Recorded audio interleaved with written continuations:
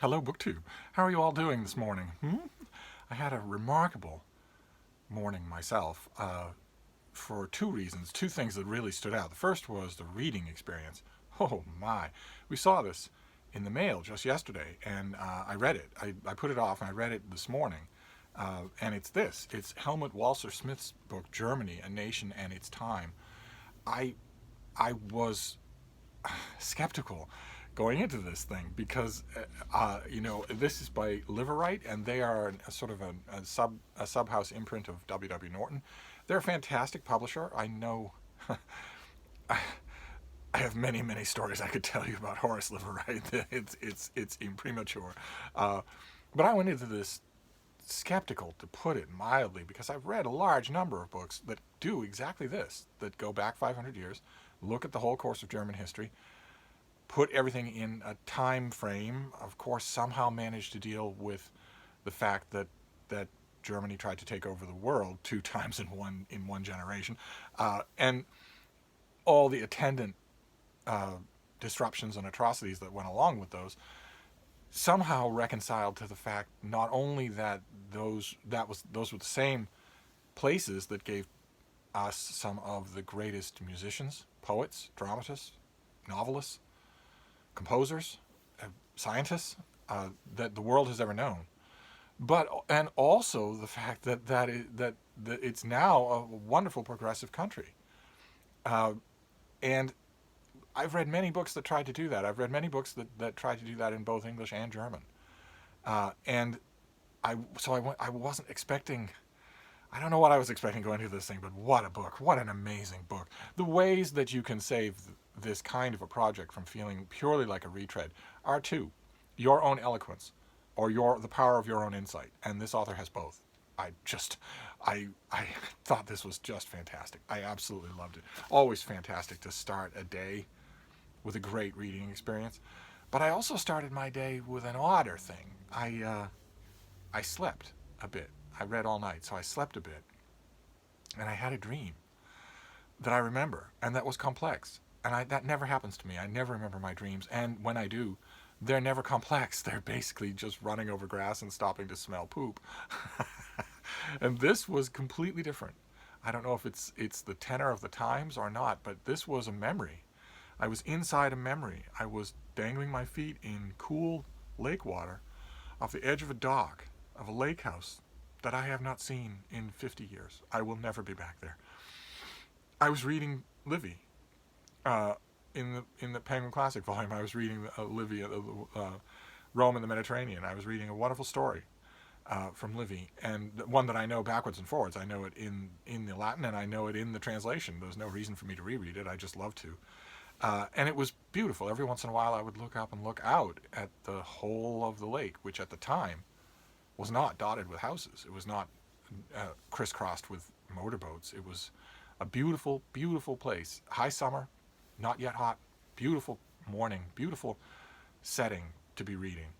Um, and then I heard uh, rustling, and I felt the presence of a dog coming up behind me on the dock.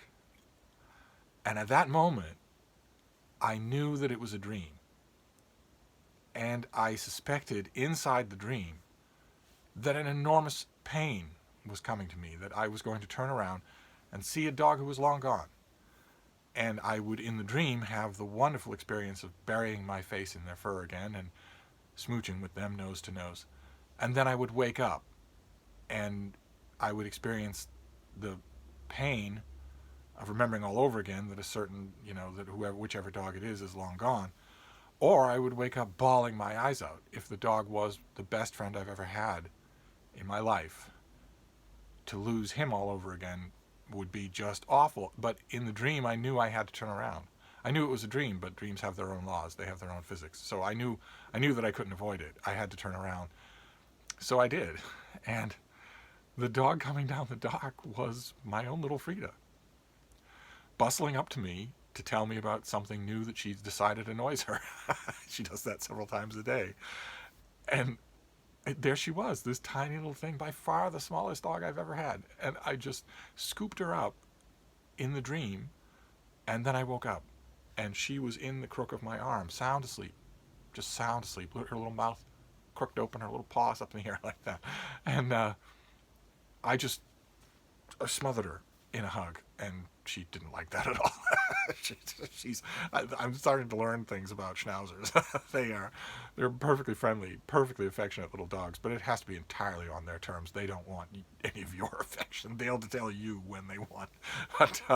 But I did it anyway, because for once, I woke up to realize, oh, you have a whole day with this wonderful dog. You don't have to just settle for a dream. And that was very, very strange. So those are my 2 morning experiences. A memorable dream, which never happens to me. That's going to go in my journal. And also a great book, a fantastic reading experience. Boy, oh boy. But on top of that, I have mail. It isn't all tedium. I have some mail for you. No manila envelopes at all this time around, just cardboard. We have some cardboard envelopes and then a couple of boxes. So we'll see. I don't know when these books will be in bookstores, and I don't know when we'll be in bookstores to see them. But that's no reason we can't daydream about them, right? There's no reason we can't look at them together. Oh, great. Okay, this first one is mid-April. This is the finished copy of Maria Frederick's The Death of an American Beauty. This is a Flatiron Building in New York City. We saw the advance copy of this. This is the author's follow-up to Death of an American Beauty, an engaging murder mystery with beautiful period detail set in Gilded Age New York. Let's see here. Jane Prescott is taking a break from her duties as a lady's maid for a week, and plans to begin it with attending the hottest and most scandalous show in town, the opening of an art exhibit showcasing the Cubist, which is shocking all of New York City. 1913 is also the 50th anniversary of Lincoln's Emancipation Proclamation speech, and the city's great and good are determined to celebrate in style. Dolly Rutherford, heiress to the glamorous Rutherford's department store, Empire, has gathered her coterie of society ladies to put on a play, with Jane's employer, Louise Tyler, in the starring role as Lincoln himself. Jane is torn between helping the ladies with their costumes and enjoying her holiday, but fate decides she will do neither when a woman is found murdered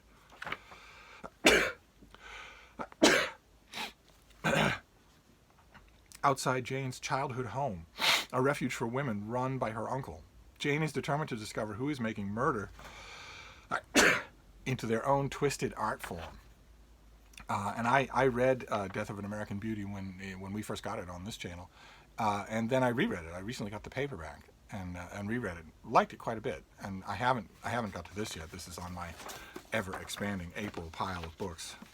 April is not going to be pretty, so, and it's also going to be a little bit on the melancholy side, because I'm going to have to at the end of every month I shift all of those books up 1 month, and I like to have my friend Sam here as a guest to help me do it, so that we can just talk about them. And of course that's not going to happen, so I'll be shifting them alone, and I'll also be wondering at the fate of all of these new books represent authors. All of these authors have publicity tours, events, speaking gigs that are all now canceled.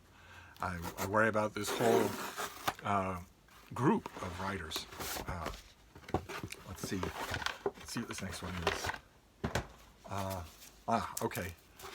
This next one is YA title with no sell sheet at all. This is by Nina Kenwood, and it's called It Sounded Better in My Head. I think we've seen this already on this channel. Nina Kenwood is marketing manager at Readings Bookshop in Melbourne, Australia. Do any of you know this shop? Readings. She has worked in the book industry for 10 years, but has been writing secretly for much longer. She is available to sort you into your Hogwarts house upon request. That is our author. She's one of the ones I'm worried about, because they have these new books out, and that's the whole point of publishing traditionally now, is that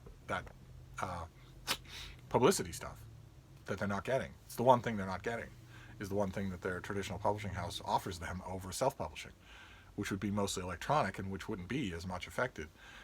So I worry about these authors. But let's see what we have here. When Natalie's parents tell her they're splitting up after 20 years of marriage, and after 10 months of pretending everything was okay, she can't figure out what she's missed or how they're so calm. Not only is Natalie's perfect family falling apart, so are her plans to live in her parents' house once she gets to college, and after college, for the foreseeable future, in fact. At least when Zach and Lucy, her best friends, get together, Natalie saw the signs, though she wasn't prepared to walk in on them making out.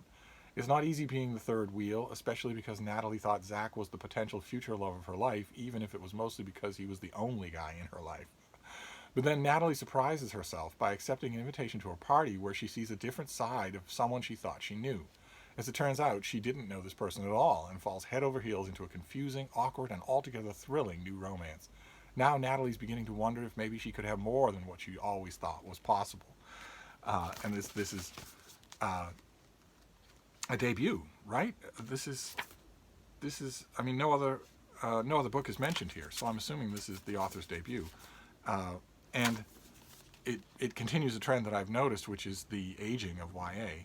This is a character who's getting ready to go to college. That's not typically considered YA, and yet here it is. It's clearly a YA novel. I wonder if it will be categorized for upon its release as a YA title, or if it'd be one of those ones that's flying incognito into the fiction section for adults.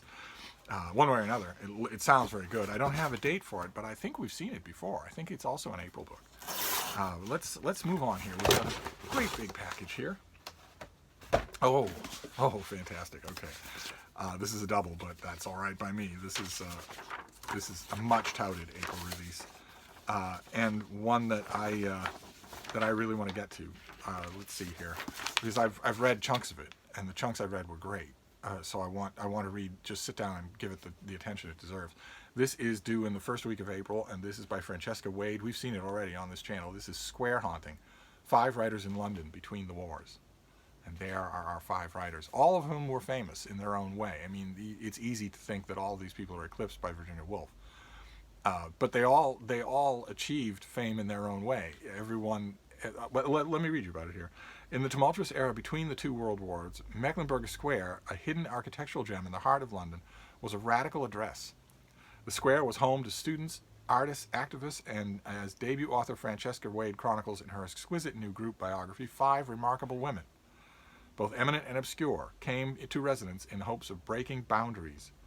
Both sweeping and intimate, this spellbinding book delves deep into the lives of 5 women who boldly challenged traditional notions of femininity. The modernist poet H.D., the detective novelist Dorothy Sayers, classicist Jane Harrison. In the classical world, classicists will know Jane Harrison's book. Economic historian Eileen Power, who wrote a book called Medieval People, that was a popular work and eclipsed everything else that she'd ever written, but it sold in its own way better than anything that most of these people wrote, except Dorothy Sayers. And Jane Harrison the same way. These people were known. They, outside of just Virginia Woolf's shadow, they were known. And lastly, a writer and publisher, Virginia Woolf. Against the vivid rendered backdrop of the square, these women grappled with their expected roles in a society that left little room for the creativity and ideas of women. And this is all the people that I pay attention to. Well, not all of them, because a lot of them don't read nonfiction, but all the people I pay attention to who would have any advance access to this thing have been telling me that it's just a tremendous, sustained feat. And that's great. So since I will put this front and center on the agenda for, in fact, it will go on my TBR for today. And then we'll have the boxes, and then we'll be done with the mail. For as long as the mail keeps coming. I will keep sharing it with you because I love this. I love sharing my mail with you. Let's see here. What's the matter, baby? What's the matter? What you doing? Come on.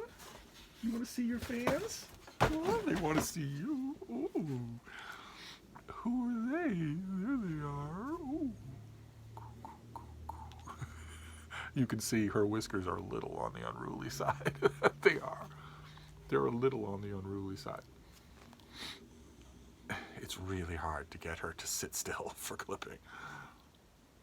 Because you're a spoiled little baby. That's why. I recently did her ears and the top of her head, and it was World War III. So getting all of this done, oh my. It'd be nice if she would sit still, but of course she's not trained, so she won't sit still. Uh, but anyway, let's see what we have here. Oh, great. Okay, all right. This is a finished copy. This is late April. This is by Thomas Rid. It's called Active Measures: The Secret History of Disinformation and Political Warfare. Couldn't be any more relevant than now. Let's see here. I don't know if we saw this on this channel or not, but this is the finished copy. How nice. Let's see here. Disinformation is one of the defining topics of our political moment, and one of the least understood. It resists easy detection and analysis by design. When media, policy professionals, experts, and even the U.S. government have needed guidance on disinformation, they have all turned to this author. And a leading authority on the intersection between technology and national security. Rid has a rare grasp not just the technology ins and outs of disinformation operations, but their historical context and political ramifications. He was one of the first to publicly sound the alarm on Russian interference before the 2016 election, and 40% of this country believes that didn't happen. 40% believes that didn't happen. This guy was in the systems. So were the people at the CIA were in the systems watching the interference happen, and 40% of the country says no, you weren't. No, it never happened. Because the president of the United States says it didn't happen. But anyway, he was one of the first to. Yes, okay, he sounded the alarm. We live in an age of disinformation, Rid writes in the introduction to Active Measures. Private correspondence gets stolen and leaked to the press for malicious effect. Political passions are inflamed online in order to drive wedges into existing cracks in liberal democracies. Perpetrators sow doubt and deny malicious activity in public while covertly ramping it up behind the scenes. But the crisis of our Western democracies has too often been referred to as unprecedented. Only by taking careful, accurate, and measure of the fantastic past of disinformation can we comprehend the present and fix the future. Surviving our age of organized, professional deception requires a return to history. Gotta love that as an approach. If anything's going to work, that is going to work. It's an extremely raw subject at the moment because every single day, almost every single day, the President of the United States holds a press conference in which he actively disseminates misinformation. And they've become this bizarre, surreal kind of theater. He will grab the podium, he'll do this gesture with his hands, and he'll say everything's under control, everything's fine. We're testing an anti-malarial drug that's very effective against this new virus, and it should be in production in millions of units really soon. And then he steps aside. He's on the stage, he's on the podium with a bunch of experts and people from his administration. He steps aside, the next person comes up to the podium and directly contradicts everything he said. It's like, and he doesn't even seem to care anymore. It's not like he takes the microphone away from them. He has to be there because he's the president of the United States, so they just let him go to the podium and lie, and then they come in and tell the real information. It's become so bizarre, just so bizarre. So it is actually weird to know that disinformation is coming from the president of the United States every day to people who maybe aren't listening to any of the other people at the podium. And we're thinking, oh, great, an anti-malarial drug, it's on its way, so I don't have to self-isolate, I don't have to social distance because the president said there's a cure on the way in millions of units.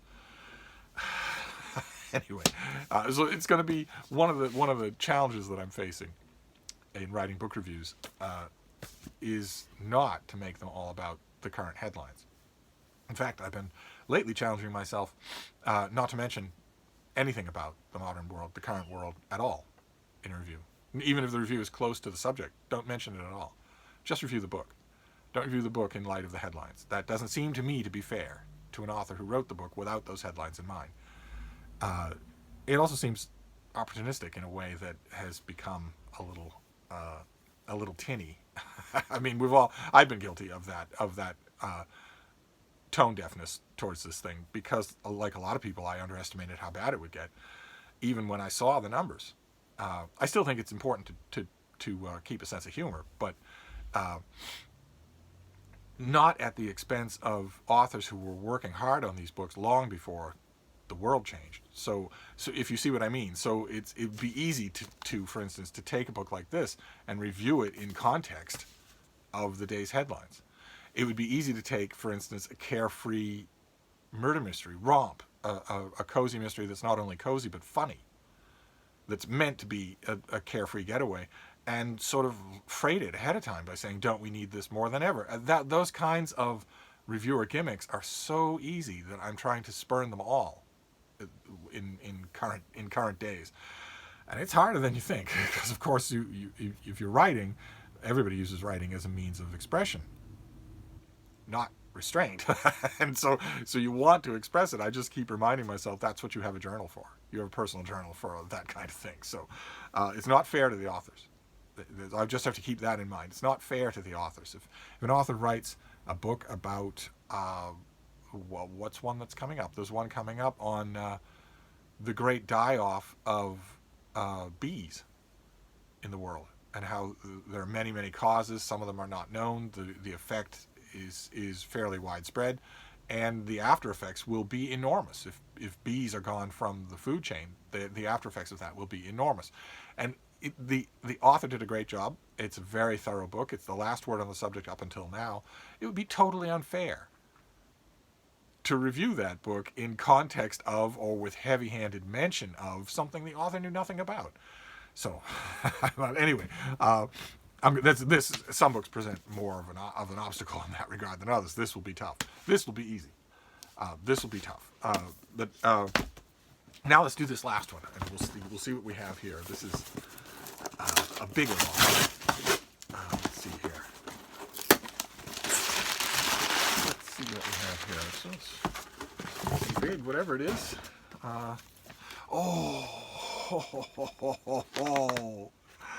Oh man. Oh boy. Okay. Okay, I only have an invoice here. I don't have a date on this at all. Oh, too bad. Okay, well, I'll hold on to that just in case I need it. But this is a big deal. I saw this. I